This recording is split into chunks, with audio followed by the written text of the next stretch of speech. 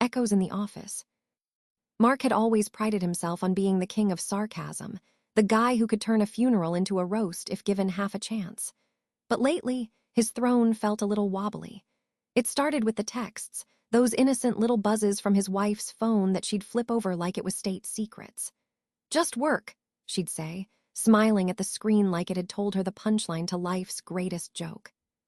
The coworker in question was Dave, the office golden boy with a jawline sharper than Mark's wit and a laugh that apparently echoed through boardrooms like a siren's call. Emotional affair. Mark wasn't one for dramatics, but the signs were there.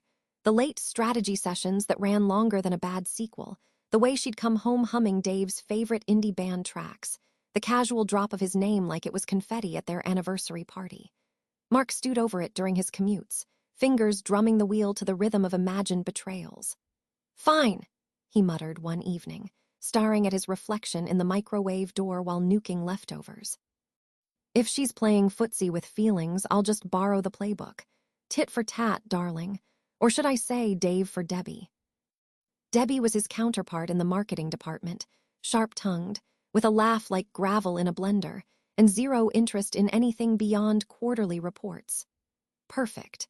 Mark's evil plan crystallized over his morning coffee. Mirror every move his wife made, but crank the volume to 11. If she could flirt with disaster, he'd waltz right alongside, waving a sarcasm flag high. It began subtly, or as subtle as Mark's ego allowed. He accidentally lingered at Debbie's desk during lunch breaks, dropping lines like, "You know, Debbie, your pie charts are giving me life, way better than the flat lines at home." She, snort and roll her eyes, progress. He started texting her memes about bad bosses, the kind his wife sent to Dave about team-building retreats. When his wife mentioned a group happy hour with Dave, Mark countered with, "Oh, Debbie's dragging me to trivia night. Says I need to loosen up. Funny how that works both ways, huh?" His wife, Lisa, noticed. At first, it was a raised eyebrow over dinner. "Who's Debbie?" she asked, fork hovering mid-bite like a guillotine. "Just the wizard behind our ad campaigns," Mark would reply, all innocence laced with venom. "You know, the one who gets my creative juices flowing. Speaking of, how's Dave's latest brainstorm treating you? Still got that glow." She'd laugh it off, but the cracks showed. Her phone checks grew furtive, her questions sharper. "You're not, I mean, it's just work, right?" Mark leaned back, swirling his wine like a cartoon villain. "Work? Oh, honey, if that's what we're calling it these days." He paused for effect, letting the sarcasm simmer. "Look, if you can cozy up to Mr. Perfect pitch with all those heart eyes emojis, don't deny it, I saw the draft in your deleted folder, then obviously you're cool with me doing the same. Fair's fair. Debbie's got this killer spreadsheet metaphor that." "Metaphor?" Lisa's fork clattered.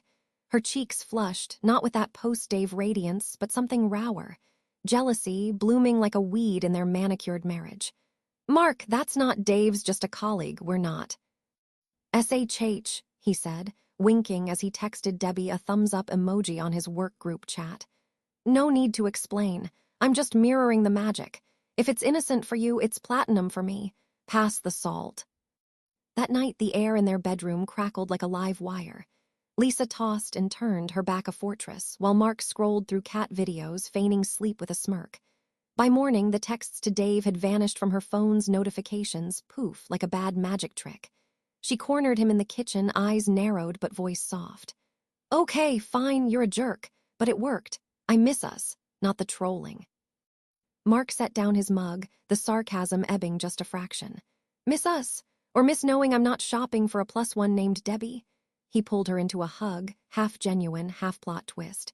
"Either way, lesson learned. Next time you want to emote with the office Adonis, just say it. I'll save us both the evil genius routine." Lisa laughed, swatting his arm. "Deal, but if you text her one more pie chart joke." "Truce," he murmured, kissing her forehead. "For now." As she headed out the door, phone in hand, now mercifully silent, Mark glanced at his own screen. One unread message from Debbie, "Your metaphors suck." Coffee? He deleted it with a chuckle. Revenge was sweet, but home, sarcasm, and all was sweeter.